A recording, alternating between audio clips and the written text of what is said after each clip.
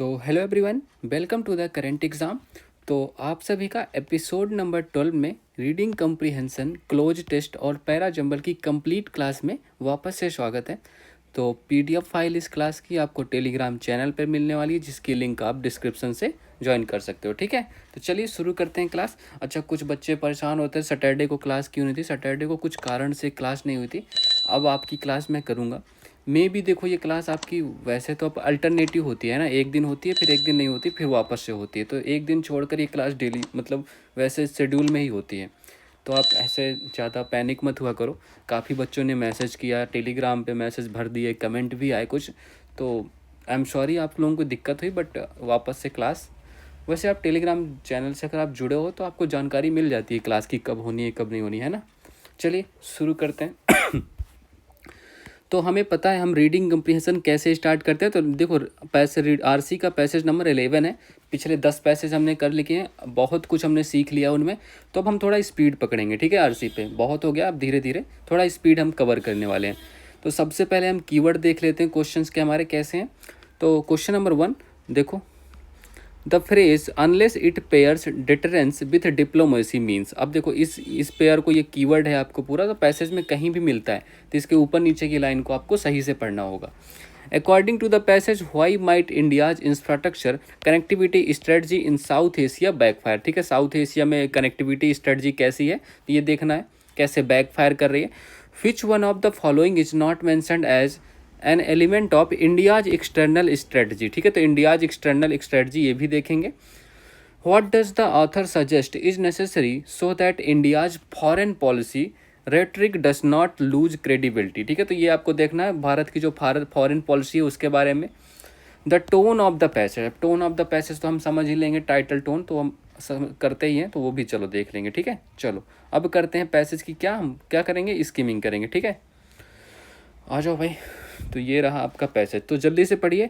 अगर आप पहले एक बार पैसेज पढ़ लो, मैं तो कहता हूँ पॉज कर लिए वीडियो और ये पहली स्लाइड और ये दूसरी स्लाइड दोनों को पढ़ लीजिए एक बार पैसेज, फिर मेरे साथ स्कीमिंग कीजिएगा। ठीक है, पॉज करके एक बार वापस तुरंत पढ़ जाओ। चलो, तो स्कीमिंग स्टार्ट करते हैं। तो सबसे पहले हम स्कीमिंग करते हैं, मतलब ऊपर ऊपर से पढ़ते हैं। ठीक है, तो in the shifting contours of the global order, मतलब कंटूर्स क्या होता है, मतलब स्वरूप होता है। ठीक है, शिफ्टिंग मतलब बदलते, तो बदलते स्वरूप में ऑफ द ग्लोबल ऑर्डर मतलब वैश्विक व्यवस्था के बदलते स्वरूप में India's diplomatic posture is under going a subtle recalibration. Recalibration मतलब, कैलिब्रेशन मतलब संतुलन होता है, रिकैलिब्रेशन मतलब पुनर्संतुलन हो गया। ठीक है, तो इंडियाज डिप्लोमेटिक पोस्चर, तो भारत की कूटनीतिक पोस्चर क्या होता है, स्थिति होती है। तो भारत की कूटनीतिक स्थिति इज अंडर गोइंग, मतलब अंडर गोइंग मतलब हो रहा है। असबटल मतलब क्या होता है, सबटल मतलब सूक्ष्म होता है। ठीक है, सूक्ष्म याद रखिएगा, जटिल, सूक्ष्म या जटिल। रिकैलिब्रेशन मतलब पुनर्संतुलन, तो भारत की कूटनीतिक स्थिति में सूक्ष्म पुनर्संतुलन हो रहा है। While the era of clear bipolar alignments has given way to a more complex multipolar world, that challenge for New Delhi is to retain strategic autonomy without being isolated। अब इस पैराग्राफ को देखते हैं, थोड़ा ये बड़ा सेंटेंस, और sorry ये क्या हो गया, चलो ठीक है। चलो तो यहाँ से पढ़ो, while the era of clear bipolar alignments मतलब क्या होता है, जहाँ स्पष्ट, क्लियर मतलब स्पष्ट, बाइपोलर अलाइनमेंट्स मतलब द्विध्रुवी संरेखण। इरा मतलब क्या होता है, युग होता है। ठीक है, तो इरा तो क्या होगा, जहाँ स्पष्ट द्विध्रुवी संरेखण के युग ने has given way to a more complex multipolar world, मतलब एक अधिक जटिल बहुध्रुवी विश्व का मार्ग प्रशस्त किया है। मतलब कॉम्प्लेक्स मतलब जटिल हो गया, मल्टी बहुध्रुवी हो गया, वर्ल्ड मतलब विश्व हो गया। तो अधिक जटिल, मोर कॉम्प्लेक्स मल्टीपोलर वर्ल्ड मतलब अधिक जटिल बहुध्रुवी विश्व का मार्ग प्रशस्त किया है। ठीक है, the challenge for New Delhi is to retain strategic autonomy without being isolated, मतलब दिल्ली के लिए क्या चैलेंज है, वही नई दिल्ली के लिए एक चुनौती है कि ये भैया थोड़ा तुम आइसोलेट ना हो, विदाउट बीइंग आइसोलेटेड, बिना आइसोलेटेड, बिना अलग थलग हुए। रिटेन स्ट्रेटजिक ऑटोनॉमी मतलब अब तुम अपनी जो रणनीतिक स्वायत्ता को है उसको बनाए रखना। रिटेन मतलब बनाए रखना, स्ट्रेटजिक मतलब रणनीतिक, ऑटोनॉमी मतलब स्वायत्ता। तो नई दिल्ली के लिए क्या चैलेंज है, क्या मतलब चुनौती है कि भैया बिना अलग थलग पड़े, बिना रणनीतिक स्वायत्ता बनाए रखना है तुम्हें। ठीक है, तो the country must therefore navigate contradictory pressure. अब बताओ भाई तो इसीलिए क्या होता है, इसीलिए जो देश है, देश को therefore navigate contradictory pressures मतलब विरोधाभासी दबावों से निपटना होगा। नेविगेट मतलब निपटना हो गया। Deepening ties with the West, अब वो कौन से प्रेशर्स हैं देखो, तो पश्चिम के साथ संबंधों का गहरा होना। डीपनिंग टाइज विद वेस्ट मतलब पश्चिम के साथ संबंधों का गहरा करना। Managing it's relationship with China, तो चीन के साथ संबंध अच्छे करना, संभालना। And maintaining robust connections with the global south, और रोबस्ट मतलब क्या होता है, मजबूत होता है, कई बार बता चुका हूँ। और तो क्या होगा, और वैश्विक दक्षिण, ग्लोबल साउथ के साथ, वैश्विक दक्षिण के साथ मजबूत संबंध बनाए रखना। ठीक है, कनेक्शंस को रोबस्ट करना, मजबूत करना, उनको मेंटेन करना है। A crucial element of this balancing act, ठीक है, lies in the Indo Pacific region also, तो मतलब इस संतुलनकारी कार्य का एक महत्वपूर्ण तत्व कौन सा है, ठीक है, क्रूशियल एलिमेंट मतलब तत्व कौन सा है, इंडो पैसिफिक मतलब जो हिंद प्रशांत क्षेत्र में, वहाँ पर भी है, लाइज मतलब निहित है। तो इस संतुलनकारी कार्य का एक महत्वपूर्ण तत्व हिंद प्रशांत क्षेत्र में भी निहित है। Where sea lanes alliances and multilateral groupings are increasingly contested, मतलब क्या होता है, जहाँ समुद्री मार्ग, सी लेंस मतलब समुद्री मार्ग हो गया, अलायंसेस मतलब गठबंधन हो गया, एंड मल्टीलैटरल ग्रुपिंग मतलब क्या हो गया सर, बहुपक्षीय समूह, आर इंक्रीजिंगली मतलब तेजी से कंटेस्टेड मतलब विवादित होते जा रहे हैं। ठीक है, India's participation in the frameworks like the quad and its maritime partnerships, देखो तो quad and its maritime partnership, इसका क्या मतलब, क्वाड और उसकी समुद्री साझेदारियाँ, ठीक है, तो क्वाड और उसकी समुद्री साझेदारियाँ reflect a conscious effort to secure its strategic interest, मतलब क्या हो गया सर, तो क्वाड और उसकी समुद्री साझेदारियाँ जैसे ढांचों में इंडियाज पार्टिसिपेशन, भारत की भागीदारी, इन फ्रेमवर्क्स लाइक क्वाड मतलब क्वाड और उसके समुद्री साझेदारियों में भारत की जो भागीदारी है, रिफ्लेक्ट अ कॉन्शियस मतलब सचेत होता है, मतलब ठीक है, तो भारत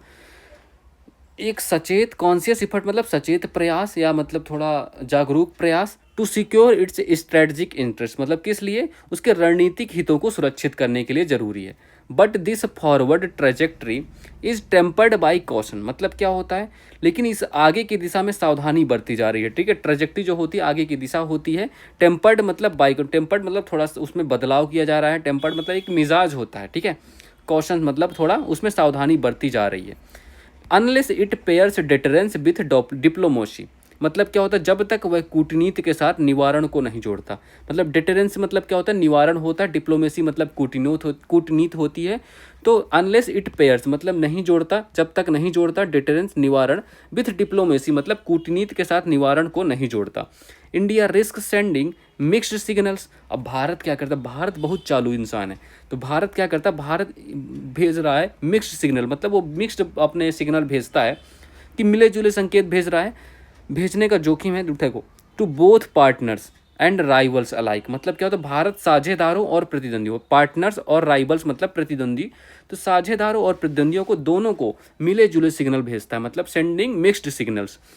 अब क्या कैसे बोलता है, a posture of friend and fellow traveller, मतलब क्या होता है सर, कि एक पूर्ण rather than full alliance gives flag, यहाँ तक देखो, तो देखो a posture of friend and fellow traveller rather than full alliance, मतलब एक पूर्ण गठबंधन के बजाय भारत क्या करता है कि एक पूर्ण गठबंधन के बजाय मित्र और साथी यात्री, फ्रेंड एंड फेलो ट्रेवलर, मित्र और साथी यात्री की स्थिति देखो, अब इस स्थिति को अपनाता है, पूरा गठबंधन भारत अपनाता ही नहीं है, उसको कहता है भैया साथी बने रहो मेरे, बस हो गया। Gives flexibility rather than full alliance, gives flexibility, अब ये फ्लेक्सिबिलिटी तो देता है कि भैया चलो लचीलापन तो है इसमें, मतलब कि तुम कभी भी पलट सकते हो। It invites questions about credibility, but विश्वसनीयता पर सवाल भी खड़े करता है। तो भारत क्या करता है, भारत गेम खेलता है कि हम इधर भी रहेंगे उधर भी रहेंगे, हम दोनों तरफ रहेंगे, है ना, वो ये तो आपको पता ही होगा भारत के बारे में। Equally significant is India's neighbourhood policy, अब देखो भारत की पड़ोस नीति भी उतनी ही महत्वपूर्ण है। प्रॉक्सिमिटी गिव्स प्राइमेसी, ये क्वेश्चन में हमने देखा है, प्रॉक्सिमिटी गिव्स प्राइमेसी, इसका क्या मतलब हो गया कि निकटता, प्रॉक्सिमिटी मतलब निकटता होता है, प्राइमेसी मतलब क्या होता है, प्रधानता या प्राथमिकता कह लो, तो प्रॉक्सिमिटी गिव्स प्राइमेसी मतलब निकटता को प्राथमिकता दी जाती है। For India's influence to grow, मतलब भारत के प्रभाव को बढ़ाने के लिए। It must build enduring goodwill in South Asia, अब ये इसे दक्षिण एशिया में स्थायी सद्भावना का निर्माण करना होगा। ठीक है, मतलब इट मस्ट बिल्ड मतलब निर्माण करना होगा, इंडोरिंग गुडविल अब देखो मस्ट जैसे वर्ड आए हैं, इनके मैं भी इनका यूज बताऊंगा, ठीक है, इनको क्यों हमें ध्यान से पढ़ना चाहिए। Build enduring goodwill, goodwill क्या होता है सर, मतलब स्थायी सद्भावना कह लो, है ना। Enduring goodwill in South Asia, मतलब दक्षिण एशिया में एक स्थायी सद्भावना का निर्माण करना होगा। Here the strategy of connectivity, मतलब यहाँ पर क्या हो गया, यहाँ संपर्क की रणनीति, जैसे रोड हो गई, रेल हो गया, और एनर्जी कॉरिडोर्स मतलब ऊर्जा गलियारे हो गए, है ना। मस्ट बी अंडर पिंड बाई ट्रस्ट नॉट ट्रांजेक्शन, मतलब नॉट ट्रांजेक्शन लेन देन पर निर्भर नहीं होने चाहिए, लेन देन पर नहीं, बल्कि अंडर पिंड बाई ट्रस्ट विश्वास पर निर्भर होना चाहिए, ठीक है, विश्वास पर आधारित होना चाहिए। If infrastructure becomes merely the vehicle of power projection, ठीक है, ये भी आपको ध्यान रखना ये line. If the infrastructure becomes merely the vehicle of power projection, अब देखो इसका क्या मतलब हो गया सर, यदि बुनियादी ढांचा, देखो इफ द इंफ्रास्ट्रक्चर, यदि बुनियादी ढांचा becomes merely the vehicle, merely मतलब केवल होता है, ठीक है, तो केवल शक्ति का प्रदर्शन, vehicle of power projection, power projection मतलब शक्ति प्रदर्शन का माध्यम बन जाता है, ठीक है, मेयरली व्हीकल ऑफ, व्हीकल मतलब माध्यम हो गया, तो नेबरली सस्पिशन में आउटवे कोऑपरेटिव गेन, मतलब क्या होगा, तो पड़ोसियों को संदेह सहयोगी पर लाभ sorry I am so sorry तो नेबरली सस्पिशन में outweigh cooperative again, cooperative again का मतलब क्या होगा सर, तो पड़ोसियों का, देखो नेबरली मतलब पड़ोसी है, सस्पिशन मतलब संदेह होता है, और कोऑपरेटिव गेन क्या होगा, मतलब सहयोगी लाभ पर, आउटवे मतलब भारी पड़ना, मतलब थोड़ा एक्स्ट्रा हो जाना, भारी पड़ सकता है, ठीक है, तो मे मतलब सकता है, आउटवे मतलब भारी पड़ सकता है, कोऑपरेटिव गेन मतलब जो सहयोगी लाभ होगा, तो नेबरली पड़ोसियों को संदेह होगा कि भैया सहयोगी लाभ पर, पड़ोसियों का संदेह मतलब पड़ोसी तुम पर संदेह करेंगे, ठीक है, जो हमारे सहयोगी लाभ पर भारी पड़ सकता है, ये समझ लीजिए, हाँ ठीक है, क्लियर हो गया। इन द एंड, अंततः diplomacy must not simply be about projects but about people, अब अंततः कूटनीति क्या, डिप्लोमेसी मतलब कूटनीति क्या होनी चाहिए, simply be about projects, simply, अच्छा नॉट सिंपली, नॉट हम बोल रहे हैं ना, not simply be about projects मतलब ये सिर्फ केवल परियोजनाओं के बारे में नहीं होना चाहिए, बट अबाउट पीपल मतलब लोगों के बारे में भी होनी चाहिए, जो आपकी कूटनीति है, डिप्लोमेसी है, ये सिर्फ परियोजनाओं पर आधारित नहीं होनी चाहिए, लोगों के लिए भी होनी चाहिए। फाइनली, अंततः India's global ambitions must align with its domestic imperatives, मतलब भारत की जो वैश्विक महत्वाकांक्षाएं हैं उसकी घरेलू अनिवार्यताओं, डोमेस्टिक इम्परेटिव्स मतलब घरेलू अनिवार्यताओं के अनुरूप होनी चाहिए, अलाइन मतलब अनुरूप होना चाहिए, ठीक है। A rising power must still deliver for its citizens, मतलब क्या होना चाहिए, उसकी जो एक उभरती हुई शक्ति को अपने नागरिकों के लिए कार्य करना होगा, मतलब भारत एक उभरती हुई शक्ति है तो उसको अपने नागरिकों के लिए काम भी करना होगा। इन्वेस्टमेंट इन टेक्नोलॉजी, अब क्या करना होगा कि भैया प्रौद्योगिकी पे ध्यान दो, सप्लाई चेन्स मतलब आपूर्ति श्रृंखलाओं पर ध्यान दो, and education are as much part of its external policy, मतलब इन्वेस्टमेंट कहाँ करनी चाहिए, टेक्नोलॉजी पे करनी चाहिए, हमें सप्लाई चेन्स पर मतलब आपूर्ति श्रृंखलाओं पे करनी चाहिए, और शिक्षा में निवेश करना चाहिए, जिससे क्या हो गया, as much part of its external policy as arms deals and alliance, मतलब अलायंस, ठीक है, मतलब क्या हो गया सर कि जैसे हमें उसी प्रकार शिक्षा, प्रौद्योगिकी, टेक्नोलॉजी और सप्लाई चेन्स में उसी प्रकार निवेश करना चाहिए कि जितना हम विदेश नीति के हथियारों के सौदे, डील्स एंड अलायंस मतलब आर्म्स की जो डील्स करते हैं जैसे उन पर ध्यान देते हैं, वैसे हमें इन पर भी ध्यान देना चाहिए, एजुकेशन पर, आपूर्ति श्रृंखलाओं पर और प्रौद्योगिकी पर। If foreign policy rhetoric outpaces internal capability, rhetoric मतलब क्या होता है, सिर्फ बयानबाजी होता है, मतलब भाषणबाजी, बयानबाजी, पिछली क्लास में भी हमने ये वर्ड किया था, है ना। चलो, इफ फॉरेन पॉलिसी, यदि विदेश नीति, रेटरिक आउटपासेस मतलब बयानबाजी, इंटरनल कैपेबिलिटी मतलब आंतरिक क्षमता से आगे निकल जाती है, आउट पासेस मतलब आगे निकलना, तो यदि फॉरेन पॉलिसी, विदेश नीति की बयानबाजी, आउट पासेस इंटरनल कैपेबिलिटी आंतरिक क्षमता से आगे निकल जाती है, the gap will become obvious to both critics and friends, मतलब तो यह अंतर आलोचकों और मित्र, मतलब क्रिटिक्स मतलब आलोचक, फ्रेंड्स मतलब मित्र, तो आलोचकों और मित्रों दोनों के लिए स्पष्ट हो जाएगा, विल बिकम ऑब्वियस मतलब जाहिर हो जाएगा, स्पष्ट हो जाएगा, ठीक है। इन this evolving word the key is coherence, अब क्या हो गया, मतलब जो ये इवॉल्विंग इस विकासशील, मतलब इवॉल्विंग मतलब विकासशील जो दुनिया है, तो विकासशील दुनिया में क्या हो गया, the key is coherence, coherence क्या होता है, मतलब जुटना होता है, सामंजस्य कह लो, सुसंगता कह लो, ठीक है, सामंजस्य याद रखना, तो की क्या है, मतलब की इज कोहेरेंस मतलब सुसंगता या सामंजस्य कह लो, ठीक है। कोहेरेंस ऑफ पर्पस, पर्पस उद्देश्य की सामंजस्य, सुसंगता या क्या कह लोगे तुम लोग, सामंजस्य कह लो, ठीक है। सुसंगत भी कह सकते हो। कोहेरेंस ऑफ एक्शन मतलब कार्य की सुसंगतता, एंड कोहेरेंस ऑफ मैसेज मतलब और संदेश की सुसंगतता, ठीक है। तो इनका ध्यान रखना। की क्या है हमारा, की कोहेरेंस है, ठीक है। कोहेरेंस के बारे में भी हमारा एक क्वेश्चन है, वो भी हम देखेंगे, ठीक है। अब चलिए, वोकैब किसी को नोट नहीं करना था, आप सबको पता है, मैं वोकैब अलग से लिखवा देता हूँ, अब इनको नोट कर लो तुम लोग, ठीक है। चलो आ जाओ, जल्दी लिख लेते हैं। तो कंटूर्स मतलब क्या होता है, कंटूर्स में रूपरेखा या स्वरूप कह लो, है ना, रूपरेखा या स्वरूप कह लो, ठीक है। सबटल मतलब क्या होता है सर, जटिल, सबटल मतलब जटिल, जटिल कह लो। कॉन्ट्राडिक्टरी मतलब विरोधाभासी कह लो, है ना, परस्पर विरोधी लिख लो, ठीक है। तो परस्पर विरोधी लिख लो कॉन्ट्राडिक्टरी को मीनिंग। चलो, रोबस्ट मतलब क्या होता है, मजबूत होता है, बहुत बार पढ़ा चुका हूँ, बहुत इंपॉर्टेंट वर्ड है, रोबस्ट मतलब मजबूत हो गया, ठीक है। चलो, अच्छा, इसका कॉन्ट्राडिक्टरी का एक मुझे सिनोनिम्स भी याद आ रहा है, तो इसको भी यहीं लिख लो, एबसर्ड, ठीक है। तो एबसर्ड आपको ध्यान रखना, ये भी आप याद रखिएगा। कॉन्शियस क्या होता है, कॉन्शियस मतलब सर, कॉन्शियस मतलब सचेत हो गया, सचेत हो गया, अवेयर हो गया, ठीक है। अवेयर इसकी मीनिंग है, अवेयर लिख लो, अवेयर लिख लो, और अटेंटिव लिख लो, अटेंटिव, ठीक है, अटेंटिव भी लिख लो, इसकी सिनोनिम्स लिख लो। टेम्पर्ड क्या होता है सर, टेम्पर्ड मतलब मिजाज, एक मिजाज, एक प्रकार का मिजाज होता है, टेम्पर्ड मतलब बदलना होता है। प्रॉक्सिमिटी क्या होता है, प्रॉक्सिमिटी सर, अच्छा एक वर्ड मैं भूल रहा था, यहीं पर आपका आया था, डिटरेंस, है ना, तो ये भी आपको नोट कर लेना। डिटरेंस क्या होता है, डिटरेंस मतलब होता है सर निवारण, ठीक है। तो निवारण जो अभी हमने पढ़ा था, है ना। तो प्रॉक्सिमिटी क्या होता है, प्रॉक्सिमिटी मतलब निकटता, ठीक है। तो प्रॉक्सिमिटी मतलब निकटता हो गया। और प्राइमेसी मतलब क्या होता है, प्रधानता, ठीक है। तो प्राइमेसी मतलब प्रधानता। चलो, इंड्योरिंग मतलब क्या होता है, इंड्योरिंग मतलब टिके रहना, टिके रहते हुए, है ना, टिके रहना मतलब स्थायी रहना, टिके रहना। चलो, टिके रहते हुए लिख लो। आउटवे क्या होता है, आउटवे मतलब क्या होता है सर, आउटवे मतलब पल्ला झुकना, तुम्हारी तरफ पल्ला झुक गया, है ना, मतलब आउटवे मतलब पल्ला झुकना। और रेट्रिक मतलब क्या होता है, बयानबाजी या भाषणबाजी कह लो, बयानबाजी कह लो, ठीक है। तो बयानबाजी या भाषणबाजी। आउट पेसेस क्या होता है, आउट पेसेस मतलब आगे बढ़ना, ठीक है। तो आउट पेसेस मतलब आगे बढ़ना, याद रखिएगा। और क्या याद रख सकते हो, और ऑब्वियस मतलब क्या होता है, ऑब्वियस मतलब जाहिर हो गया या स्पष्ट हो गया, ठीक है, जाहिर हो गया या स्पष्ट हो गया। कोहेरेंस क्या होता है, कोहेरेंस मतलब सामंजस्य, सामंजस्य लिख लो, या आप सुसंगतता, सुसंगतता, ठीक है। तो सुसंगत या सुसंगतता लिख लो। डिप्लोमेसी क्या होता है, डिप्लोमेसी मतलब कूटनीति होती है, ठीक है। डिप्लोमेसी मतलब कूटनीति होती है। तो सारे वर्ड वोकैब आपको ध्यान रखने हैं, ठीक है। चलो आ जाओ, अब करते हैं हम अगला क्वेश्चन, ठीक है। सॉरी, इसके क्वेश्चन कर लेते हैं। अब क्वेश्चन कैसे है, चलो क्वेश्चन नंबर 1 देखिए। The phrase unless it pairs deterrence with diplomacy, deterrence बताया निकटता, सॉरी क्या बताया, निवारण, है ना, डेटरेंस मतलब निवारण, और डिप्लोमेसी, डेटरेंस विथ डिप्लोमेसी, ठीक है। अब जब तक ये डेटरेंस मतलब निवारण के साथ आपकी कूटनीति साझा नहीं करती, इसका मतलब क्या हो गया, इसका मतलब क्या हो गया सर।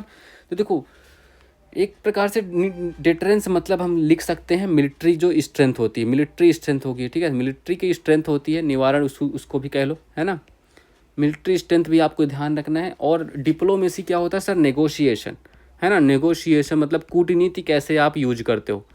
तो डिप्लोमेसी मतलब नेगोशिएशन हो गया, ठीक है।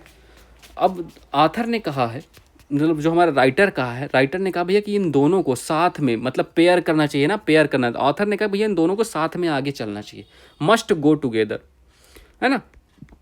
तो मस्ट गो टुगेदर, अब इसका मतलब क्या होगा, पहले हम पैराग्राफ में ढूंढ लेते हैं ये है कहाँ, है ना। चलो आ जाओ, यही है क्या, आ जाओ। तो कहाँ पर है, देखो बताओ भाई कहाँ है। बट दिस, अच्छा ये है तो, है ना।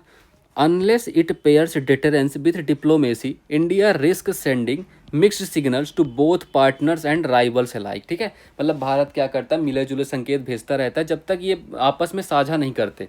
तो ये है हमारा टोटल, बस यहीं से हमारा कर लेना है, ठीक है। इतने से आंसर बनाना है। अब देखो ऑप्शन देखते हैं कौन से बनते हैं। India should avoid any alliance, ये तो हमने कहीं बात ही नहीं की, पूरे पैराग्राफ पे है ना। तो India must use threats only, ये भी हमने कहीं बात नहीं की। India needs both military preparedness, बताया ना, military strength and diplomatic engagement, ये नेगोशिएशन या डिप्लोमेसी कह लो, इनको साथ में करना, यही तो हमारा आंसर हो गया, यही करेक्ट आंसर है सी, है ना। पेयर करना चाहिए दोनों को साथ में, मस्ट गो राय, ऑथर तो यही तो कह रहा है भैया इनको साथ में ले चलना होगा हमें। India should relay exclusively on infrastructure diplomacy, ये भी नहीं हमने बात की, तो ठीक है, ऑप्शन नंबर सी इसका करेक्ट आंसर हो गया। ऐसे हम एलिमिनेशन और थोड़ा अपना सेंस लगा के, जब हम स्कीमिंग कर रहे होते हैं ना पैसेज की, वहीं से हमें थोड़ा अच्छे से पढ़ना होता है, इसीलिए मैटर करता है आप पैसेज कितना अच्छे से पढ़ते हो। तो इसीलिए मैं कहता हूँ अभी अगर आप इनिशियल पीरियड पे हो, 2 बार मिनिमम 2 बार पैसेज पढ़ना है, अगर 3 बार पढ़ते हो तब तो और अच्छी बात है। चलो क्वेश्चन नंबर 2 देखिए, according to the passage why might India's infrastructure connectivity strategy in South Asia backfire. अब साउथ एशिया में ये बैक फायर कैसे कर रही है, चलो अब पहले पैसेज देख लेते हैं कहाँ है भैया। कहाँ होगा, यहीं पर होगा कहीं, यहाँ पर तो हमने पढ़ा था ना कहीं। अब देखो भाई, हियर, यहाँ देखो, here the strategy of connectivity roads rail energy corridors must be underpinned by trust not transaction, ठीक है।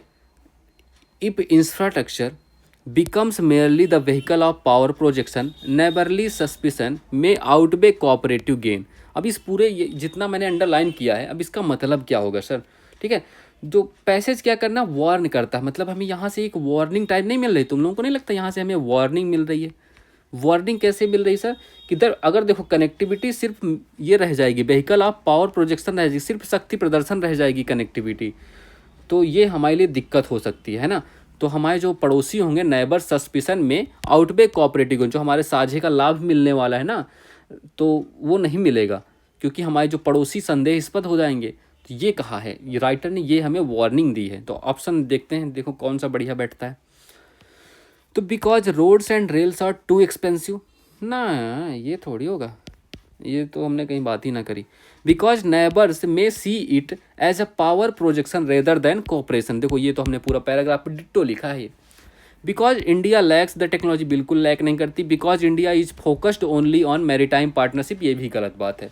देखो कितना आसान होता है क्वेश्चन आंसर ढूंढना, अगर आपने पैराग्राफ सही से पढ़ा है। अगर आपने नहीं पढ़ा तो नहीं, ये भी हो सकता है, ये भी हो सकता है, ये भी है ना, तो इतना ऐसे करना है। विच वन ऑफ, अच्छा देखो, अगर पहली बार आप इस चैनल पर आए हो तो सब्सक्राइब ज़रूर कर लीजिए, ताकि मैं आगे भी आप लोगों की हेल्प करता रहूं, है ना। और आप सब्सक्राइब करते हो तो मुझे भी थोड़ा अच्छा लगता है, क्योंकि आप मेरे परिवार पे जुड़ते हो। तो और लाइक भी कर देना, अगर सेशन अभी तक आपने लाइक नहीं किया तो लाइक ज़रूर कर दीजिएगा, ताकि यूट्यूब को भी तो पता चले यार कि कोई कहीं एक विनोद सिंह नाम का मास्टर पढ़ा रहा है किसी को, है ना, तुम जैसे प्यारे प्यारे बच्चों को। चलो, तो which one of the following is not mentioned as an element of India's external strategy in the passage.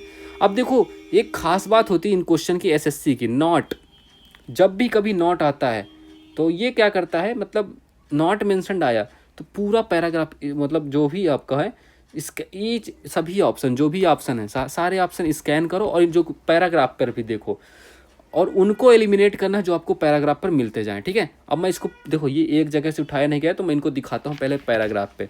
एक हम क्वाड यहाँ पर की एलिमेंट लेंगे, और सप्लाई चेन से ले लेंगे, ठीक है, और नेबरहुड के बारे में, कनेक्टिविटी इन नेबरहुड, ठीक है। अब चलो देखो, अब पैराग्राफ पे देखते हैं, चलो। पहले क्वाड देखो, क्वाड वाला सीन कहाँ है, तो देखो, India's participation in frameworks like Quad and its maritime partnership reflect a conscious effort to secure its strategic interest. एक तो क्वाड है हमारा, इसको एलिमिनेट कर दो, ये ऑप्शन ये हो ही नहीं सकता आंसर हमारा, ठीक है। चलो अब नेक्स्ट, अब नेबरहुड के बारे में, तो equally significant is India's neighbourhood policy, ठीक है, तो इसको भी हम एलिमिनेट करते हैं वहाँ से, ठीक है। और तीसरा सप्लाई चेन था, वो भी कहीं होगा यार, तो ये है देखो, investments in technology supply chains and education are such as much part of its external policy as arms deals and alliance, ठीक है। तो ये आपको ध्यान रखना है, तीनों को हमने कर दिया एलिमिनेट। अब हम हमारा क्या कौन सा ऑप्शन बचा, ऑप्शन बचा हमारा सिर्फ कौन सा, option number 20, aligning exclusively with the global south, ये हमारा ऑप्शन हो गया, ठीक है। बस हो गया, यही था। चलो क्वेश्चन नंबर 4 देखते हैं, ठीक है। और ये, what does the author suggest is necessary so that India's foreign policy rhetoric does not lose credibility, मतलब जो भारत की विदेश नीति है वो सिर्फ बयानबाजी ना रहे, थोड़ा विश्वसनीयता लूज ना करे, है ना, बयानबाजी होने के बजाय सिर्फ विश्वसनीयता लूज भी ना करे। चलो तो अब हम देखते हैं पैराग्राफ में हमारे कहाँ था ये, याद है आपको कुछ? मुझे तो भूल रहा है। चलो और देख लेते हैं, यहीं पर होगा कहीं, और कहाँ ही जाएगा। हाँ, तो ये है कहीं, ये देखो, if foreign policy rhetoric outpaces internal capability the gap will become obvious to both critics and friends in this evolving world the key is coherence. ठीक है, तो ये आपको देखना है। और आपने क्या, हमने क्रेडिबिलिटी के बारे में भी बात की थी ना क्वेश्चन पे, है ना, क्रेडिबिलिटी। चलो तो इतना ही देख लो, यहाँ ये देख लेते हैं, आ जाओ। और देखो आंसर, ऑप्शन एलिमिनेट करते हैं इसके। चलो तो ऑप्शन देखिए भैया, more arms deals and alliances regardless of context. नहीं भैया, हम क्यों डील करेंगे इतनी ज़्यादा, है ना, जब हमारे पास पहले से है। Ensuring that external ambitions align with domestic capability, ये हम बात करने वाले हैं। ये हमारा क्रेडिबिलिटी कैपेबिलिटी के बारे में बात करेंगे, क्योंकि हमारी जो घरेलू क्षमता है एक्सटर्नल एम्बिशंस के साथ मैच करे थोड़ा। Focusing only on non aligned movement, ये तो हमने बात ही नहीं की। रिड्यूसिंग इकोनॉमिक इन्वेस्टमेंट अब्रॉड, ये भी हमने बात नहीं की। तो ऑप्शन नंबर 20 का करेक्ट हो जाएगा। ठीक है, ये डायरेक्टली देखो, इफ क्लॉज हमारा कॉज इफेक्ट से, हमारा ये इसको कॉज इफेक्ट जो वाला जो रूल होता है ना, उससे ये आंसर कर सकते हैं। क्योंकि देखो मैं दिखाता हूँ अभी फिर से, आप जाना पड़ेगा हमें। तो कहाँ गया ये, जो इफ वाले क्लाज से स्टार्ट हो रहा है। देखो इफ, अगर इफ वाला क्लाज आता है तो फिर कॉज इफेक्ट का रूल लग जाता है। और if foreign policy rhetoric compasses internal capability, है ना, the gap will become obvious to both critics and friends. इतने से हमारा आंसर बन रहा है वो। चलो तो क्वेश्चन नंबर 5 करते हैं। देखो कुछ क्वेश्चन होंगे जो आपके पैराग्राफ से थोड़ा आपको घुमा के पूछेंगे, जैसे ये क्वेश्चन नंबर 4 था। अब मे बी आपको इसको समझने में दिक्कत हुई हो, बट हमने एलिमिनेशन मेथड इसमें यूज किया है, जो हमने क्योंकि हमने पैसेज अच्छे से पढ़ा था, तो हमें ये क्वेश्चन आ रहा है। चलो, the tone of the passage can best be described as. अब सर मेन बात तो यही है सर, हम टोन क्या बताएं? टोन तो कुछ भी हो सकती, कुछ भी नहीं हो सकती। मैं बताता हूँ कैसे पता करते हैं।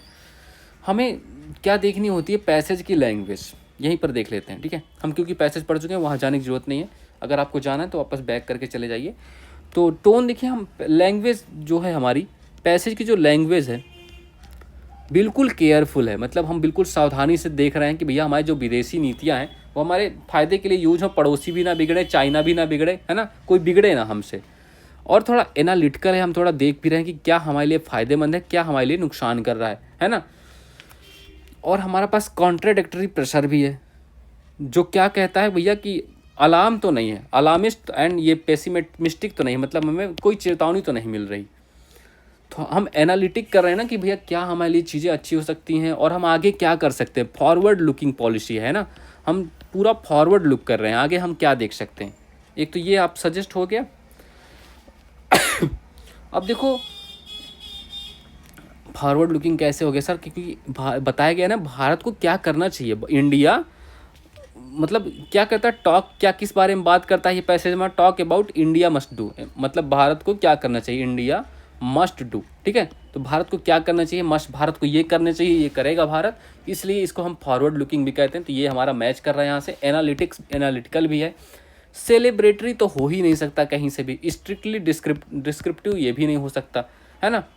चलो, तो ये थोड़ा सीरियसनेस एंड प्लानिंग भी दिखाता है हमारा, है ना। तो सीरियसनेस एंड प्लानिंग भी दिखाता है। तो एनालिटिकल एंड फॉरवर्ड लुकिंग हो गया हमारा, बस हो गया। अब जैसे कुछ वर्ड हमने इस पैसेज पे देखे थे, एक मस्ट हो गया, जैसे ये मस्ट हो गया, है ना, India talks about India must do, है ना, एक मस्ट वर्ड हो गया। चैलेंज हो गया, चैलेंज वर्ड हो गया। कोहेरेंस हो गया, कोहेरेंस हो गया, ठीक है। कोहेरेंस मतलब बताए ससंगत, सामंजस्य कह लो। तो इन सब वर्ड्स ये क्या सजेस्ट करते हैं भैया कि फॉरवर्ड लुकिंग है, थोड़ा हम प्लानिंग के साथ जाने वाले हैं, प्लानिंग हम करेंगे इसको। और सीरियस भी है, सीरियसनेस भी दिखाता है, तो सीरियसनेस भी दिखाता है। तो इन सबको ध्यान में रखना, ठीक है। तो ऑप्शन नंबर आप बी करेक्ट कर दीजिए, ठीक है। चलो अच्छा यार, आज बारिश हो रही है हमारे साइड, पता नहीं सर्दियाँ बढ़ने वाली हैं लगता है, तो तुम लोग भी थोड़ा ध्यान रखना, सर्दी जुकाम ना होने पर। मुझे तो देख ही रहे हो, थोड़ा बहुत खांसी आती ही रहती है। चलो तो सारे क्वेश्चन हो गए इसके, बढ़िया से। आ जाओ अब करते हैं हम अपना फेवरेट क्लोज टेस्ट। आ जाओ, इसकी भी स्कीमिंग कर लो यार जल्दी से, चलो बहुत टाइम लगा देते हो तुम लोग। India's demographic advantage is often described as a potential gold mine मतलब जो भारत की जनसांख्यिकी डेमोग्राफिक एडवांटेज मतलब जनसांख्यिकीय लाभ है, इज ऑफन डिस्क्राइब अक्सर एक पोटेंशियल गोल्ड माइन मतलब संभावित सोने की खान के रूप में डिस्क्राइब किया था, वर्णन किया जाता है। With more than half of its population under the age of 30 मतलब भारत की जो क्या है ना, भारत की आधी से ज़्यादा आबादी 30 वर्ष से कम आयु की है। The country has an opportunity to become a global powerhouse of talent मतलब जो अब इसलिए देश के पास प्रतिभाओं का वैश्विक केंद्र बनने का अवसर है, क्योंकि मोर देन बहुत ज़्यादा पॉपुलेशन यहाँ की यंग है। However this potential can only be realised if the education system is fill in the blanks to meet the demands of the rapidly changing world. अब क्या हो गया, हालांकि यह क्षमता तभी साकार हो सकती है कि जब हमारी शिक्षा प्रणाली when if the education system is to meet demands मतलब तेज़ी से बदलती दुनिया, रैपिडली चेंजिंग वर्ल्ड तेज़ी से बदलती दुनिया की मांगों को पूरा करने में सक्षम हो। तो यहाँ पर सर हम कुछ पॉजिटिव मतलब हमारा कुछ पॉजिटिव टोन मिल रहा है, तो इसमें हम कुछ पॉजिटिव रखने वाले हैं। ट्रेडिशनल रोट लर्निंग मतलब रोट मतलब क्या, रटने की, पारंपरिक रटने की पद्धतियाँ, learning methods no longer prepare students for modern challenges मतलब छात्रों को आधुनिक चुनौतियों के लिए तैयार नहीं कर पाते। एम्प्लॉयर्स टूडे सीक मतलब जो नियोक्ता हैं, जो जॉब देने वाले हैं, वो क्या ढूंढते हैं, समस्या समाधान, solving abilities, problem solving abilities, communication skills मतलब समस्या समाधान क्षमता, संचार कौशल एंड डिजिटल लिटरेसी मतलब डिजिटल साक्षरता चाहते हैं। जो जॉब करने वाले ढूंढते हैं ना कि बच्चों में क्या होना चाहिए, प्रॉब्लम सॉल्विंग एबिलिटीज़ होनी चाहिए, कम्युनिकेशन स्किल होनी चाहिए, डिजिटल लिटरेसी होना चाहिए। ये नहीं कि रटने ओम का नियम बता दो, ऐसा थोड़ी होता है। Unfortunately many institution still focus on theoretical knowledge, फिर भी क्या होता है, दुर्भाग्य से कई संस्थान अब भी सैद्धांतिक ज्ञान पर फोकस करते हैं, नॉट प्रैक्टिकल एक्सपोजर, व्यवहारिक अनुभव पर ध्यान केंद्रित नहीं करते। अब यहाँ पर कुछ निगेटिव वर्ड रखूंगा मैं, क्योंकि थोड़ा आपको कंट्रोडिक्टरी दिख रहा है ना कि मतलब कि वो ऐसा करते हैं बट ऐसा नहीं करते जैसा करना चाहिए, तो यहाँ थोड़ा निगेटिव वर्ड आएगा, तभी तो प्रैक्टिकल एक्सपोजर को हम निगेटिव सेंस में ला पाएंगे। The government has launched initiatives like the National Education Policy 2020 to bridge this gap मतलब सरकार ने इस अंतर को पाटने के लिए राष्ट्रीय शिक्षा नीति 2020 जैसी पहले शुरू की है, ठीक है। The policy emphasises critical thinking, अब यह नीति आलोचनात्मक सोच, वोकेशनल ट्रेनिंग मतलब व्यावसायिक प्रशिक्षण एंड फ्लेक्सिबिलिटी इन लर्निंग मतलब सीखने में लचीलेपन पर जोर देती है। But implementation remains a major hurdle, पर फिर भी लेकिन इस कार्यान्वयन एक बड़ी बाधा बनी हुई है। देखो 2020 में आई थी, 2025 चल रहा है, अब भी कुछ पता नहीं चल रहा है ये पॉलिसी है कहाँ हमारी। Reforms often fail to reach classrooms मतलब जो सुधार हैं अक्सर कक्षाओं तक नहीं पहुंच पाते ड्यू टू ब्यूरोक्रेटिक। अब यहाँ पर भी कोई निगेटिव सेंस हम डालेंगे, ठीक है, क्योंकि क्यों भैया क्यों नहीं हो पा रहा ये सब, क्योंकि यहाँ पे कुछ निगेटिव हो रहा होगा, कुछ पॉजिटिव होगा नहीं जिससे हमें दिक्कत हो, कुछ निगेटिव ब्यूरोक्रेटिक, कुछ निगेटिव हुआ होगा जिस वजह से दिक्कत आ रही है। For India to harness its youth dividend effectively मतलब भारत को फॉर इंडिया टू हार्नेस भारत को अपने युवा लाभांश यूथ डिविडेंट इफेक्टिवली मतलब भारत को अपने युवा लाभांश का प्रभावी ढंग से उपयोग करने के लिए education must not only inform but also inspire मतलब शिक्षा को न केवल जानकारी प्रदान करनी चाहिए बल्कि प्रेरित भी करना चाहिए। Teachers should be empowered with better resources मतलब शिक्षकों को बेहतर संसाधनों से सशक्त बनाया जाना चाहिए। And students encourage to think creatively rather than memorisation, यहाँ पर भी देखो कुछ निगेटिव ही डालने वाला हूँ मैं, ठीक है। तो स्टूडेंट को क्या करना चाहिए, मतलब जो शिक्षकों को बेहतर संसाधनों को सशक्त बनाया चाहिए और छात्रों को याद करने के बजाय रचनात्मक रूप से सोचने के लिए प्रोत्साहित करना चाहिए। Student encourage to think creatively rather than memorisation, ठीक है। रेदर देन है तो यहाँ पर पॉजिटिव भी आ सकता है कुछ, चलो ये ऑप्शन पे हम देखेंगे। Only then can education truly become an instrument of national, यहाँ पर भी पॉजिटिव सेंस आएगा क्योंकि पॉजिटिव सेंस बनता है, तभी शिक्षा सही मायने में राष्ट्रीय उपलब्धि का या राष्ट्रीय परिवर्तन का साधन बन सकती, जो भी हम देखते हैं क्या है ऑप्शन हमारे। चलो कर लेते हैं फिर, ठीक है, स्कीमिंग हो गई। अब टोन तो इसकी भैया बहुत अच्छी है। टोन क्या है सर पैसेज की, सर कोई कमेंट करेगा अभी टोन वाली है ना, टोन क्या है सर पैसेज की टोन आई एम सो अच्छा कुछ आपको बैकग्राउंड में वॉइस आ रही होगी उसको इग्नोर कीजिएगा थोड़ी देर के लिए, 2-4 मिनट आएगी फिर वो ख़त्म हो जाएगी, क्योंकि अभी स्कूलों की छुट्टी हुई है तो काफ़ी ज़्यादा रश है बाहर और मैं थोड़ा अपने प्राइमरी लोकेशन पे नहीं हूँ, मुझे कहीं और से क्लास लेनी पड़ रही है, तो स्कूल के बच्चे बाहर काफ़ी शोर कर रहे हैं फ़िलहाल, ठीक है। चलो अब टोन क्या है सर, टोन इसकी हमें मोटिवेशनल दिख रही है, बढ़िया है ना, बढ़िया पॉजिटिव दिख रही है, मोटिवेशनल दिख रही है कि भैया ऐसा कर लो यार, ऐसा कर लो, शिक्षा में ये चेंज कर लो, एजुकेशन पॉलिसी आ गई बट उसको कर लो, है ना। तो वो आपको ध्यान रखना है। तो कहाँ पर फोकस कहाँ हो रहा है सर, फोकस कर रहा है सर रिफॉर्म पे, सुधार क्या होनी चाहिए, रिफॉर्म्स कैसे हैं, इम्प्रूवमेंट कैसे हो सकती है, तो ये इसलिए थोड़ा मोटिवेशनल हमें फील हो रहा है ना। तो इम्प्रूवमेंट क्या होनी चाहिए, ठीक है, तो ये ध्यान रखना है। चलो आ जाओ, अब करते हैं हम क्वेश्चन अपने, आ जाओ। तो क्वेश्चन नंबर 1 देखिए, तो however this potential can only be realised if the education system is to meet the demands of rapidly changing world, adopted, ignored, confined, opposed. अब बताओ इसमें से क्या कर दूं मैं, ठीक है, क्या भर दूं। एडॉप्टेड मतलब क्या होता है, मैं आप लिख देता हूँ सबकी मीनिंग पहले। तो एडॉप्टेड मतलब अनुकूलित हो गया। इग्नोर्ड मतलब भैया उपेक्षा हो गई, उपेक्षित हो गया, उपेक्षित हो गया। कन्फाइंड क्या होता है, कन्फाइंड मतलब क्या होता है सर, कन्फाइंड बताओ, कन्फाइंड बता दो कोई। कन्फाइंड मतलब लिख लो यार तुम लोग, सीमाबद्ध, तुम लोग तो कुछ बताते ही नहीं हो। अपोज्ड मतलब विरोधाभास होता है, विरोध होता है ना, अपोज विरोध। अब इनमें से कौन सा तुम्हें सेटल लग रहा है। मैंने बताया था कुछ पॉजिटिव रखेंगे सर, क्योंकि पॉजिटिव टोन है, पॉजिटिव टोन है पैराग्राफ की, तो पॉजिटिव टोन से पॉजिटिव वर्ब भी आएगी, पॉजिटिव वर्ब भी आएगी। चलो बिल्कुल ठीक है, ये समझ गए हम सर। और हम क्या सकते हैं, ये टू प्रीपोजिशन है। आपको इनमें से किसके बाद टू प्रीपोजिशन आता है, मैंने वोकैबुलरी वाली क्लास में बहुत पढ़ाया है। एडॉप्ट के बाद हमेशा टू का प्रयोग आता है, एडॉप्ट के बाद हमेशा टू का प्रयोग आता है। कितना पढ़ा है मैंने वोकैबुलरी, आप करते नहीं लगता वो वाली क्लास, है ना। एडॉप्ट के बाद हमेशा टू, जो हमारी डिमांड्स को भी मैच करता है, पॉजिटिव भी है थोड़ा, ये पॉजिटिव है कि नहीं, पॉजिटिव वर्ब है। उपेक्षित तो ये बिल्कुल निगेटिव हो गई, सीमाबद्ध ये भी निगेटिव हो गई, और विरोध ये तो निगेटिव है ही। तो हमारा सिर्फ एक ही एक आंसर हो सकता है, ऑप्शन नंबर ए, ठीक है।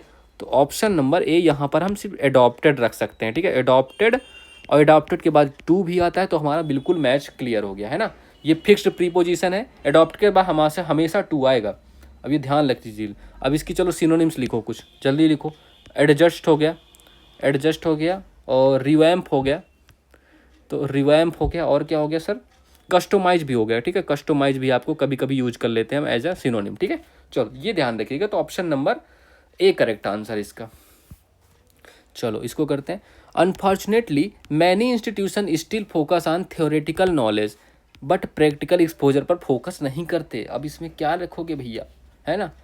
एक्सक्लूडिंग क्या होता है सर, एक्सक्लूडिंग मतलब क्या होता है, एक्सक्लूडिंग मतलब क्या होता है बताओ। तो के सिवा होता है ना, के सिवा। रिप्लेसिंग मतलब के जगह होता है, किसको रिप्लेस कर रहा हो। नेग्लेक्टिंग मतलब उपेक्षा करना होता है ना, उपेक्षा किसको भैया, इग्नोर कर दिए तुम। प्रोवाइडिंग मतलब उपलब्ध कराना होता है। अब इनमें से तुम क्या, कौन सा नहीं, के सिवा ये तो बैठते नहीं, एक्सक्लूडिंग प्रैक्टिस ये तो हटाओ।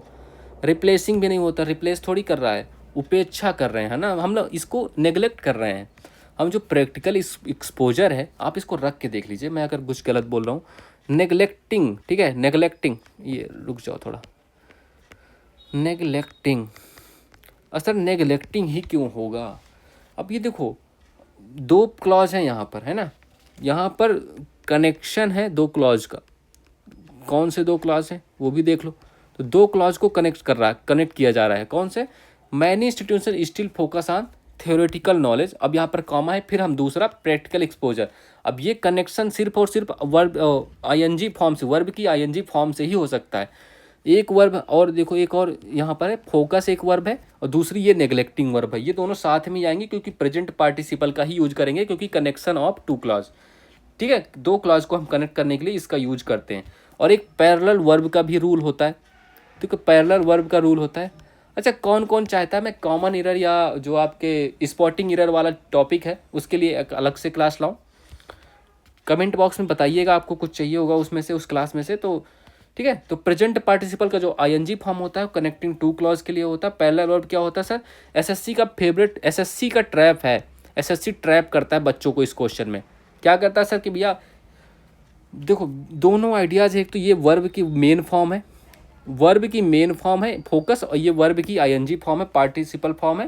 तो इनको दोनों को ध्यान रखना, बस इन्हीं को ये आपको याद रखना। नेग्लेक्टिंग इसका आंसर हो जाएगा, option number C correct answer, ठीक है। अब नेग्लेक्टिंग के हम सिनोनिम्स देखेंगे कुछ। सर इसके भी सिनोनिम, बिल्कुल सिनोनिम देखेंगे। तो एक ही लिख लो भैया, मैं तो कहता हूँ। अरे एक ही क्यों, इग्नोर भी लिख लो, कंटेम लिख लो, इग्नोर लिख लो, इग्नोरिंग लिख लो, ठीक है। और क्या लिखोगे, और बस इतना ही लिख लो, और बाकी तो फिर हम बाद में करेंगे, ठीक है। चलो आ जाओ। But implementation remains a major hurdle, मतलब लेकिन इम्प्लीमेंटेशन नहीं हो पा रहा भैया, क्यों? Reforms often fail to reach classrooms due to bureaucratic, मैंने बताया था यहाँ सर निगेटिव कुछ आएगा, क्योंकि ब्यूरोक्रेटिक प्रॉब्लम है। अब ब्यूरोक्रेटिक क्या प्रॉब्लम, सिंप्लिसिटी, ब्यूरोक्रेटिक ये थोड़ी हो जाएगा सिंप्लिसिटी, है ना। अपैथी क्या होता है, सिंप्लिसिटी मतलब असाधारण हो गया, अपैथी क्या होता है, अपैथी मतलब उदासीनता। चलो ये तो कुछ मैच कर रहा है भैया, उदासीनता, चलो ठीक है, हम इसको लेते हैं डिमांड में। इफिशियंसी क्या होता है, क्षमता, ब्यूरोक्रेटिक क्षमता के कारण नहीं, ब्यूरोक्रेटिक क्षमता के कारण थोड़ी। बॉटल नेक्स क्या होता है सर, बॉटल नेक्स मतलब होता है बाधा।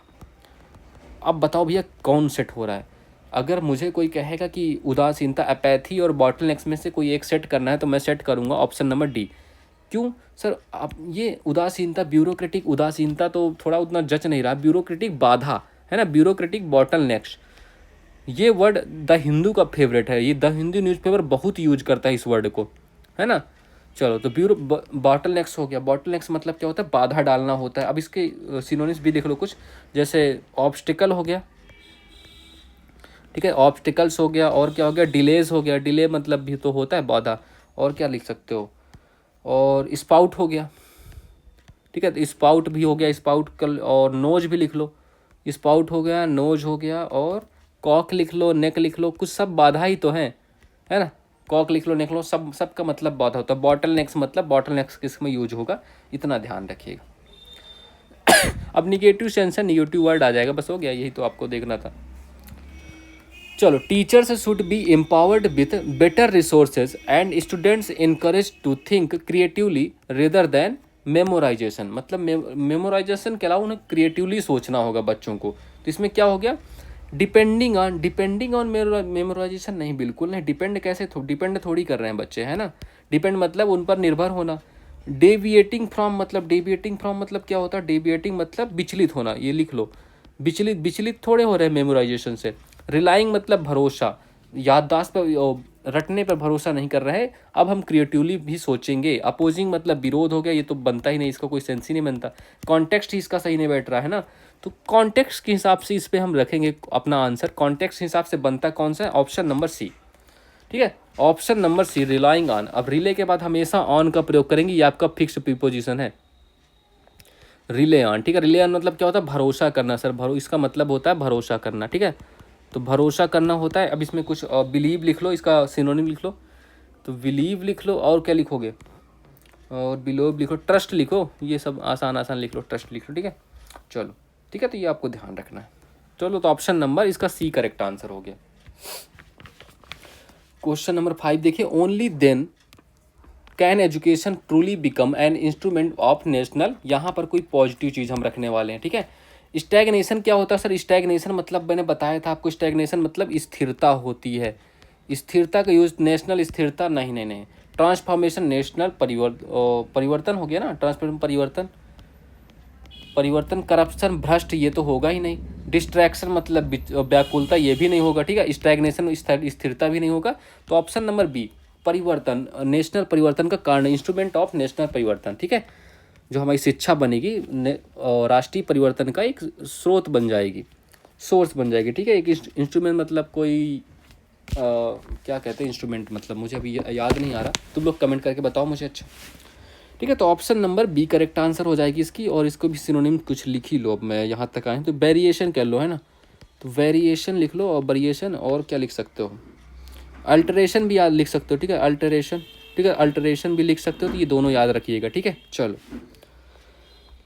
ठीक है, तो आपके पांचों क्वेश्चन हो गए क्लोज टेस्ट के। अब करते हैं हम अपना फेवरेट टॉपिक, एसएससी का तो फेवरेट ही है ये, पैरा जंबल वाला, ठीक है। तो पैरा जंबल का टॉपिक करते हैं। कल वाला होमवर्क बहुत लोगों ने किया था, सबने आंसर किया था लास्ट क्लास में, सबका बढ़िया था, सबका सही था। तुम लोग भी आंसर किया करो यार, जो नहीं करते हो, मज़ा आएगी तुम्हें भी। चलो इसको भी जल्दी से स्कीमिंग करते हैं, आ जाओ। To make the transition smoother, governments are offering subsidies and tax break for renewable projects, मतलब इस बदलाव को, टू मेक ट्रांजिशन स्मूथर, इस बदलाव को आसान बनाने के लिए गवर्नमेंट्स क्या कर रही हैं, सरकारें क्या कर रही हैं, नवीकरणीय परियोजनाओं के लिए फॉर रिन्यूएबल प्रोजेक्ट्स के लिए क्या करती हैं, offering subsidies and tax breaks, मतलब क्या कर रही है सरकार, नवीकरणीय परियोजनाओं के लिए सब्सिडी और कर में छूट दे रही हैं। डिस्पाइट फॉलिंग कॉस्ट, मतलब लागत में गिरावट के बावजूद renewable energy adoption still faces hurdles, मतलब नवीकरणीय ऊर्जा को अपनाने में अभी भी ग्रिड इंटीग्रेशन मतलब ग्रिड एकीकरण और भंडारण स्टोरेज जैसी समस्याओं का सामना करना पड़ रहा है। Solar and wind power capacity has expanded rapidly over the past decade, मतलब पिछले एक दशक में सौर और पवन ऊर्जा का क्षमता का तेजी से विस्तार हुआ है। कॉन्सिक्वेंटली, मतलब परिणाम स्वरूप, many countries are now able to reduce their dependence on imported fossil fuels, मतलब परिणाम स्वरूप कई देश अब आयातित जीवाश्म ईंधन पर अपनी निर्भरता को कम करने में सक्षम हो गए हैं। इन्वेस्टमेंट इन बैटरी टेक्नोलॉजी, मतलब बैटरी तकनीक एंड स्मार्ट ग्रिड में निवेश is improving the reliability of clean energy, मतलब स्वच्छ ऊर्जा की विश्वसनीयता में सुधार हो रहा है। ठीक है, इन पर जो निवेश होता है इससे क्या होता है, स्वच्छ और क्लीन एनर्जी की जो विश्वसनीयता है उस पर सुधार हो रहा है। This growth owes much to supportive policies and large scale private investment, मतलब यह जो वृद्धि है सहायक नीतियों और बड़े पैमाने पर निजी निवेश के कारण है। ठीक है, चलो अब देखो ये तो हमने कर लिया, अब इसको मैं कर रहा हूँ सॉल्व। ठीक है, अब क्योंकि हम इसको सॉल्व करने वाले हैं। अब हम आप सबको पता है हम कहाँ से स्टार्ट करते हैं। सर हमारे ओपनर कौन है? सर ओपनर तो भैया विराट कोहली और रोहित शर्मा। क्या खेला यार इन्होंने, मतलब मज़ा आ गई है ना। चलो करते हैं भैया सॉरी। तो सबसे पहले नंबर पे हम, अरे क्या ये क्या है, तो पहले नंबर पे हम सब क्या देखने वाले हैं, ओपनर हमारा। ओपनर कैसे पता करते हैं सर, ओपनर हमारा कैसे होना चाहिए? ओपनर पहले हम बताते हैं, पहले एलिमिनेट कर देंगे जो भी चीज़ें होंगी। तो ओपनर हमारा होना चाहिए ब्रॉड और फैक्चुअल होना चाहिए। ठीक है, तो ब्रॉड होना चाहिए और पिछले किसी भी सेंटेंस से उसका कोई संबंध नहीं होना चाहिए। और क्या हो गया, कोई कनेक्टर नहीं होना चाहिए, नो कनेक्टर्स और नो प्रोनाउंस। ठीक है, ना कोई प्रोनाउन होना चाहिए। और क्या, इंडिपेंडेंट होना चाहिए, स्वतंत्र होना चाहिए हर चीज़ से, इंडिपेंडेंट होना चाहिए। और क्या होना चाहिए सर, जनरल स्टेटमेंट होना चाहिए, है ना, जनरल स्टेटमेंट होना चाहिए जिससे हमें टॉपिक का या इंट्रो पता चल जाए, मतलब उसका पूरा इंट्रो हो जाए, टॉपिक क्या है हमारा। तो ये कौन सा आएगा देखते हैं। टू मेक, अब टू आ गया शुरुआत में ही, तो ये तो हमारा ख़त्म। मैं अब इससे बताता हूँ। ठीक है, टू तो हमारा ख़त्म हो गया, ये पहला तो नहीं, ये ए नंबर तो होगा नहीं। डिस्पाइट फॉलिंग, इसका मतलब पता चला डिस्पाइट फॉलिंग मतलब इससे भी पहले कुछ आया रहा होगा, ये आपका एक प्रकार का कनेक्टर है, तो इससे भी पहले कुछ आया रहा होगा, मैं उन्हीं को यूज करता हूँ यार। ठीक है, टू वाला भी सेंटेंस क्लियर, कैंसिल, ये भी cancel. Solar and wind power capacity has expanded rapidly over the past decade, ये हो सकता है। कॉन्सिक्वेंटली मतलब परिणाम स्वरूप, ये भी कनेक्टर है, ये भी गायब हो जाएगा, शुरुआत में तो आ ही नहीं सकता।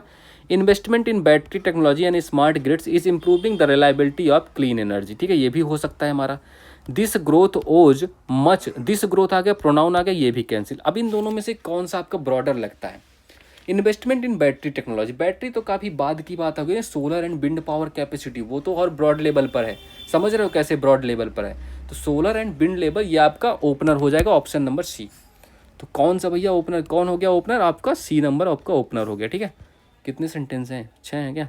1 2 3 4 5 6। ठीक है, चलो तो कौन सा हो गया भैया? पहले नंबर पे आपका सी आ गया, ओपनर आपको पता चल गया। अब ओपनर पता चल गया, चलो मैं अब सब बाकी हटा देता हूँ। ओपनर आपको पता चल गया अगर, तो अब आपको देखो क्या देखना है। अब कॉज इफेक्ट का रूल लग रहा है यहाँ पर, यहाँ पर मैंने बताया था पहले कॉज इफेक्ट क्या होता है ना। तो आप देखो अगर तो ये तो भी आएगा नहीं। अगर देखो अब इससे सोलर एंड जो wind power capacity has expanded rapidly over the past decade, इससे हुआ क्या है?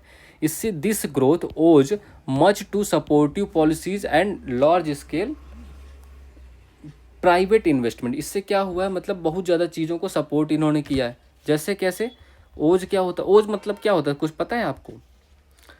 तो ये जो वृद्धि है सहायक नीतियों, मतलब जो सपोर्टिव पॉलिसीज़ हैं और बड़े पैमाने पर लार्ज स्केल पर जो निजी निवेश का कारण है। अब यह वृद्धि किसके कारण आई है? बड़े सपोर्टिव, एक सहायक मतलब जो नीतियां हैं और बड़े पैमाने पर जो निजी निवेश के कारण है। ये कौन सी ग्रोथ, किस, ये दिस किसके लिए आया है? दिस आया है भैया solar and wind power capacity के लिए, है ना, जो हमने सी में बात की थी। तो ये कॉज और इफेक्ट, अगर कॉज और इफेक्ट का रूल बनाएंगे तो ये सी एफ, ये पेयर बन जाएगा। पेयर बना लो, ये सीधे पेयर बनाओगे कॉज इफेक्ट के रूल से, कॉज इफेक्ट का रूल लगेगा यहाँ पे, ठीक है, कॉज इफेक्ट का रूल लगेगा, ये ध्यान रखिएगा। बस इससे आपका ये पेयर बन गया, ठीक है। क्योंकि ऑप्शन नंबर सी का pronoun this growth owes much supportive policies and large scale private investment किसके कारण हुआ है भाई, ये आपके वाई का आंसर हुआ है। मतलब ये जो कैपेसिटी है expanded rapidly over the past, मतलब एक दशक में कैसे इतना ज़्यादा बढ़ गई है, क्यों, क्योंकि हमारे पास ये था, हमने उसका कारण तुरंत बता दिया, कॉज बताया, उसका इफेक्ट क्या रहा बता दिया। ये हमारा कॉज क्या है, एफ है, इफेक्ट क्या है हमारा सी है, एफ के कारण हमारा सी हो गया। क्लियर हो गया? कोई डाउट हो तो बताओ दो यार, कमेंट कर दो, ठीक है।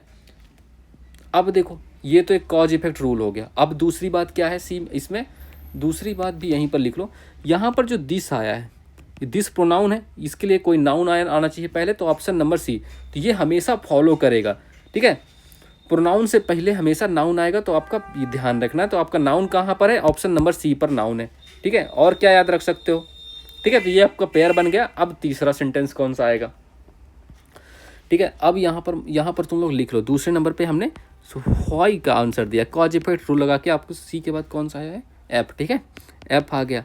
अब क्या है सर, अब क्या हो गया, अब जो ये सपोर्टिव पॉलिसीज़ के बारे में हमने बात की है, ये जो सपोर्टिव पॉलिसीज़ के बारे में बात की, इनको भी डिस्क्राइब, अब हम जनरल टू स्पेसिफिक जा रहे हैं, समझ में आ रहा है धीरे धीरे। जनरल सेंटेंस है, फिर उसके अब सपोर्टिव पॉलिसीज़ के बारे में बात करेंगे, क्योंकि पहले जनरल हो गया, अब इसके बाद सपोर्टिव पॉलिसीज। जनरल और मैंने ये भी बताया था, जनरल हो गया और दूसरा स्पेसिफिक सेंटेंस हो गया, इन दोनों का भी पेयर बनता है। तो पहले हमारा जनरल, मान लो जनरल सेंटेंस हमारा एफ है, अब इसका स्पेसिफिक सेंटेंस कौन सा है, ये पॉलिसीज़ का बात की गई क्या कहीं, और मुझे तो लगता है हाँ बिल्कुल बात की गई। ऑप्शन नंबर ए देखो जरा, to make the transaction smoother governments are offering subsidies, ये पॉलिसीज़ हैं, and tax breaks for renewable projects. अब यहाँ पर सीधे ए रख दो तुम बिना संकोच के। अब ए कैसे रख दोगे आओ बताता हूँ, ठीक है। तो यहाँ पर हमने पॉलिसीज़ जो हमने एफ में बात की है, उनके पॉलिसीज़ को एक्सपेंड किया है, ठीक है, ए में, ठीक है। अब ए में कैसे एक्सपेंड किया है अब बताता हूँ आओ। तो यहाँ पर हमने बात की थी सपोर्टिव पॉलिसीज़ की, ठीक है, सपोर्टिव जो पॉलिसीज़ हैं। अब इन पॉलिसीज़ को हमने भी आगे एक्सपेंड करके बताया कि भैया वो सपोर्टिव पॉलिसीज़ कौन है, जैसे आपकी सब्सिडी हो गई, और दूसरा टैक्स ब्रेक हो गया, ठीक है, टैक्स सिस्टम हो गया, टैक्स ब्रेकर्स, ठीक है, टैक्स ब्रेक हो गया। तो ये दोनों इसका एग्जाम्पल हो गए, एग्जाम्पल भी कह लो, एग्जाम्पल तो बाद में आएगा ना, पहले सेंटेंस आएगा बाद में उसका एग्जाम्पल आएगा, तो इस वजह से भी ये एफ के बाद तुरंत बाद ए आ जाएगा, ठीक है। और क्या रख सकते हो और देखो हमने एक और चीज़ हमने यूज की है इस पर, हमारा इसमें आया है टू इन्फिनिटिव का प्रयोग हुआ है, ये इन्फिनिटिव टू का प्रयोग हुआ है। ये क्या सिग्नल करता है सर, मैं दिखा दूंगा अगर तुम्हें पता नहीं है। ये देखो टू इन्फिनिटिव का प्रयोग हुआ है, बिल्कुल हुआ है सर। अब ये टू इन्फिनिटिव मैंने लास्ट क्लास में भी बताया था कि क्या ये सिग्नल करता है, ये पता था कि पर्पज़, क्या उद्देश्य रहा, पर्पज़ एंड लिंक्स नेचुरली। क्या ये किससे लिंक करता है, लिंक्स नेचुरली, मतलब हमेशा लिंक कर जाएगा, किससे करेगा sir, after a sentence describing policy या सपोर्ट, ठीक है। अब जो पॉलिसी या सपोर्टिव पॉलिसी डिस्क्राइब कर रहा है, इसके बाद तुरंत ही लिंक करेगा।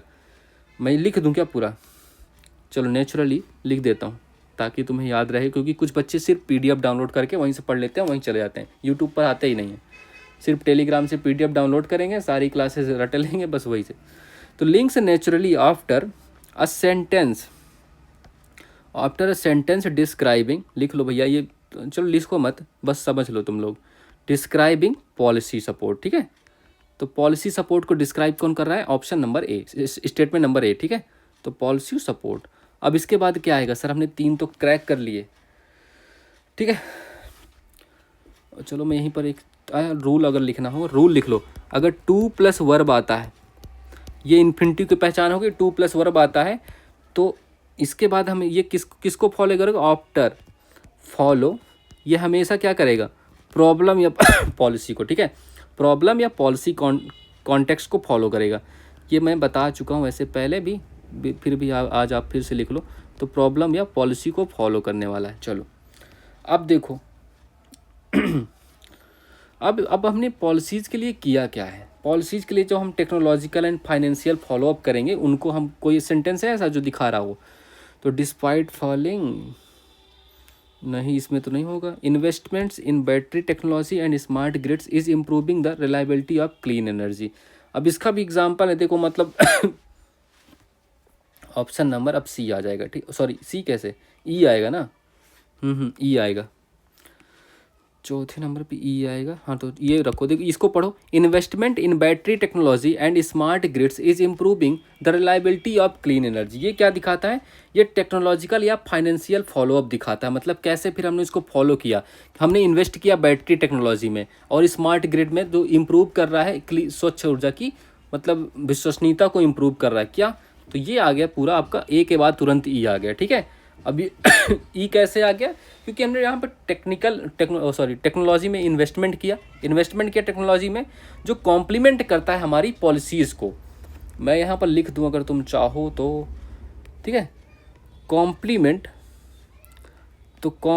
करता है हमारी पॉलिसीज़ को, ठीक। जो और ये जो पॉलिसीज़ हैं ये कहाँ हैं, ए में। पॉलिसीज़ हमारी ए और एफ में हैं, ए और एफ में बताया गया, तो इनको कॉम्प्लीमेंट करता है, इसलिए ई आ गया डायरेक्ट, ठीक है। और ई में ज़्यादा कुछ है नहीं, ठीक है।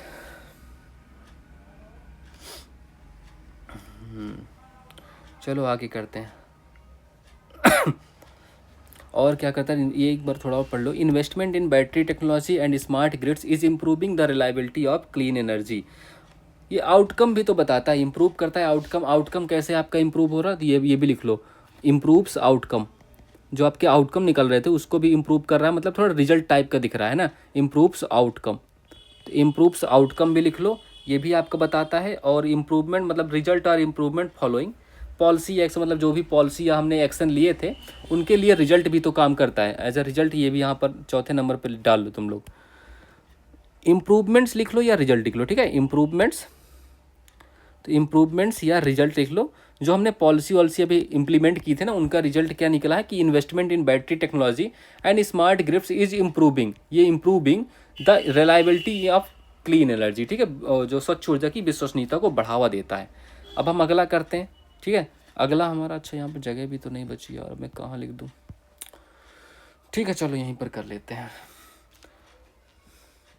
अब बताओ इसका ब्रॉड कॉन्सिक्वेंस क्या हुआ, मतलब इसका परिणाम क्या निकला, ब्रॉड कॉन्सिक्वेंस। फिर हमने consequently many countries are now able to reduce their dependence on imported fossil fuels. इसके बाद जब हम बैटरी बनाने लग गए, वहाँ पर हमने इन्वेस्टमेंट की, स्वच्छ ऊर्जा पर हमारा काफ़ी विश्वसनीयता बढ़ गई, तो उससे हमने क्या किया, हमने रिड्यूस कर दिया dependence on imported fossil fuels. मतलब जो हम फॉसिल फ्यूल्स मंगाते थे बाहर से, आयात करते थे, उन पर हमारी थोड़ा क्या होगा, डिपेंडेंसी कम हो गई। तो कॉन्सिक्वेंटली हमेशा क्या बताता है सर, ये रिजल्ट मार्कर होता है। मैं यहीं पर लिख रहा हूँ, जगह नहीं है, तो ये क्या रिजल्ट मार्कर है ना, तो रिजल्ट मार्कर होता है। ये आपको पिछले हर क्लास में बताता हूँ, कॉन्सिक्वेंटली तो बहुत यूज कर चुके हैं ना। तो ऑप्शन नंबर यहाँ पर तुम लोग लिखो, ई के बाद क्या आ जाएगा सर, ई के बाद हमारा आएगा डी सीधे, ठीक है। ई के बाद हमेशा डी आएगा, हमेशा नहीं, ई के बाद डी आ जाएगा कॉन्सिक्वेंटली, क्योंकि हमने बताया कि भैया हमारे पास अब स्वच्छ ऊर्जा पे हम ज़्यादा विश्वास करते हैं, इसलिए हम फॉसिल फ्यूल्स कम मंगाएंगे, ठीक है। सीधी सी बात, नो बकवास, ठीक है। रिजल्ट मार्कर है, बस हो गया। अब हम लास्ट में क्या करते हैं, लास्ट में कौन बचा, डिस्पाइट फॉलिंग कॉस्ट। अब यहाँ पर हमने क्या चलो 5वें नंबर पर हमने रिजल्ट लिख लिया, रिजल्ट मार्कर, और 6वें नंबर पर हमने लिमिटेशन करनी है। अब जो होता है ना कि सब कुछ तो ठीक चल रहा है लेकिन कुछ लिमिटेशन है, तो लिमिटेशन है, लिमिटेशन। रिजल्ट कौन सा था, रिजल्ट हमारा था क्या था, रिजल्ट हमारा डी था ना। और इम्प्रूवमेंट एंड रिजल्ट क्या था, इम्प्रूवमेंट्स क्या थी हमारे पास, ई थी, चलो। और लिमिटेशन हमारा क्या हो जाएगा, बी हो जाएगा, क्या बी ही तो है, चलो हाँ। अब बी में हमने क्या यूज़ किया सर, डिस्पाइट। यहाँ पर कहाँ लिखूँ यार, चलो इसको यहाँ पर लिखो पहले, तो मैं यहीं पर लिख देता हूँ, बड़ी समस्या है। डिस्पाइट का देखो यूज हुआ है ना, जगह वाली प्रॉब्लम आ जाती है। चलो डिस्पाइट है, इसमें हम बता रहे हैं सर, लिमिटेशन बताया गया है कि भैया सब कुछ ठीक चल रहा था बट लिमिटेशन है, कुछ लिमिटेशन बताया गया। कैसे, डिस्पाइट एक प्रकार का कनेक्टर है, ये तो आपको पता ही है, कनेक्टर है, ठीक है, कनेक्टर है डिस्पाइट, ये तो आपको पता है। तो जब हम पॉजिटिव डेवलपमेंट्स कर चुके, तो लिमिटेशन हमेशा कब आता है, आफ्टर। तो आफ्टर पॉजिटिव डेवलपमेंट्स, ये तुम सही से देख लेना, शायद राइटिंग समझ में ना आए बट मैं बोल रहा हूँ तो उससे समझ जाओगे आप। तो डेवलपमेंट, ठीक है, ये लिख समझ जाना, डेवलपमेंट आफ्टर द पॉजिटिव, जो भी पॉजिटिव हमारे डेवलपमेंट हुए उसके बाद जो हमारी लिमिटेशन हुई है वो क्या करता है, बढ़िया आखिर में फिट्स एंड, मतलब बढ़िया से आखिर में फिट होता है, ठीक है, तो उसको हम आखिर में रखते हैं। तो अब ये हमेशा क्या आता है, जब भी आपको डिस्पाइट मिले, डिस्पाइट देखने को मिले, तो यहाँ पर अब मैं इसको चलो ए मार्क करता हूँ, यहाँ लिखता हूँ, ठीक है। तो often comes after main positive sentence, ठीक है, ये अब लिख लो, often comes after main positive sentence, main positive statement या सेंटेंस जो भी कह लो, ठीक है। तो ये ध्यान रखना है, ठीक है।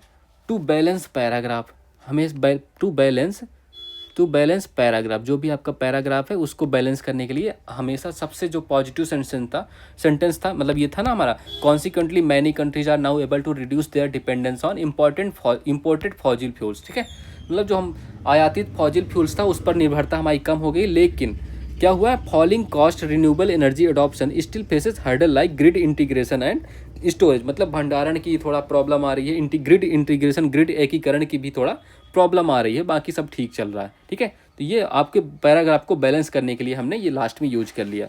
तो देखो अब कौन सा ऑप्शन सही है, CFAEDB, CFAEDB, ठीक है, ऑप्शन नंबर 2 करेक्ट है, ठीक है, ये आपको करेक्ट हो गया। चलो होमवर्क देख लेते हैं, आ जाओ तुम लोगों का। तो ये देखो आज का होमवर्क है यार, तुम लोग इसको प्लीज़ सॉल्व करना, मैं अब तो प्लीज़ कहने लग गया हूँ, है ना।